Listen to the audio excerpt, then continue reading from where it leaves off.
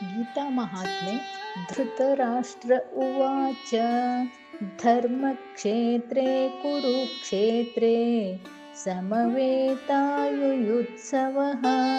ಮಾಮಕಾಃ ಪಾಂಡವಾಶ್ಚೈವ ಕಿಮಕುರ್ವತ ಸಂಜಯ.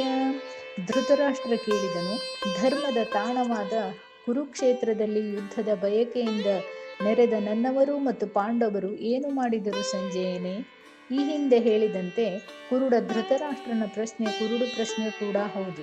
ಗೀತೆಯು ಧೃತರಾಷ್ಟ್ರನ ಪ್ರಶ್ನೆಯಿಂದಲೇ ಆರಂಭವಾಗುತ್ತದೆ. ಕಣ್ಣು ಕಾಣದ ಧೃತರಾಷ್ಟ್ರ ದೂರದರ್ಶನ ಹಾಗೂ ದೂರ ಶ್ರವಣ ಶಕ್ತಿಯನ್ನು ವ್ಯಾಸರಿಂದ ಪಡೆದ ಸಂಜಯನಲ್ಲಿ ಹಾಕಿದ ಪ್ರಶ್ನೆಯೇ ಗೀತೆಯ ಮೊದಲ ಶ್ಲೋಕ.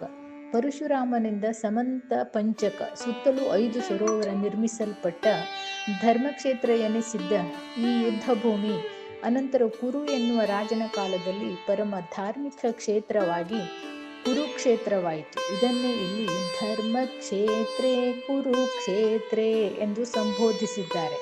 ನಮ್ಮ ಹೃದಯವೇ ಧರ್ಮಕ್ಷೇತ್ರ. ಯಾವುದು ಧರ್ಮ ಯಾವುದು ಅಧರ್ಮ ಎಂದು ತೀರ್ಮಾನ ಮಾಡುವ ಮನಸ್ಸೇ ಕುರುಕ್ಷೇತ್ರ. ಮನಸ್ಸಿನ ಸಂಘರ್ಷಣೆಯೇ ಮಹಾಭಾರತ ಯುದ್ಧ. ಇಲ್ಲಿ ಕುರುಡ ಧೃತರಾಷ್ಟ್ರ ಸಂಜಯನಲ್ಲಿ ಕೇಳುತ್ತಾನೆ, ಹೋರಾಟ ಬಯಸಿ ಎದುರೆದುರಾದ ನನ್ನವರು ಮತ್ತು ಪಾಂಡವರು ಏನು ಮಾಡಿದರು ಎಂದು. ಇಲ್ಲಿ ನನ್ನವರು ಮತ್ತು ಪಾಂಡವರು ಎಂದು ಸಂಬೋಧಿಸುವುದರ ಮೂಲಕ ಆಳುವ ದೊರೆಯಾಗಿದ್ದ ಧೃತರಾಷ್ಟ್ರ ತನ್ನಲ್ಲಿರುವ ಪಕ್ಷಪಾತವನ್ನು ವ್ಯಕ್ತಪಡಿಸುತ್ತಿರುವುದು ಈ ಶ್ಲೋಕದಲ್ಲಿ ಎದ್ದು ಕಾಣುತ್ತದೆ. ನಮ್ಮ ಇಂದ್ರಿಯಗಳು ಪ್ರವೃತ್ತಿಗೆ ಅನುಗುಣವಾಗಿ ಬದಲಾಗುತ್ತವೆ. ಈ ಅಧ್ಯಾಯದಲ್ಲಿ ದುರ್ಯೋಧನನ ಮತ್ತು ಅರ್ಜುನನ ಮನಸ್ಥಿತಿ ಹಾಗೂ ಧೃತರಾಷ್ಟ್ರನ ಸ್ವಾರ್ಥಭರಿತ ಮನಸ್ಸು ಅವನ ದಾಯಾದಿ ಬುದ್ಧಿಯ ವಿಶ್ಲೇಷಣೆಯನ್ನೊಳಗೊಂಡಿದೆ. ಇದೇ ಈ ಅಧ್ಯಾಯದ ವೈಶಿಷ್ಟ್ಯ. ಹರಿ ಓಂ.